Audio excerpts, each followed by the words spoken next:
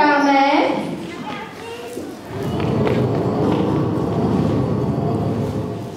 Mařeno! Co tady děláš? Máš lidi jak pavilonu B, takže šup. Za prvý, nejsem žádná mařena, nýbrž Božena. Za druhý, za třetí a za čtvrtý. Tady už 25 let pracuji, takže žádná nachumělákáče jako ty. Teď nebude říkat, co mám dělat. Dobrý, Boži, ale je živý vysílání. Do prčic. Přejdeme k počasí. Zítra bude hezky nepršet a bude hodně velký horko. Ale radši se vemte pláštěnku, co když kecám. A v první řadě si nezapomeňte kraťásky. Pozítří bude vlé a slunce zajde vyjde, až bude chtít a biozátěž.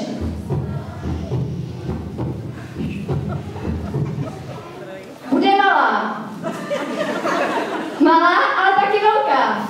Tímto se s vámi loučím a přeji veselé Vánoce plné sluníčka. Nashledanou.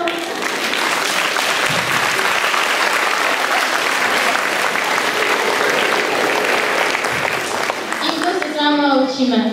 Nashledanou.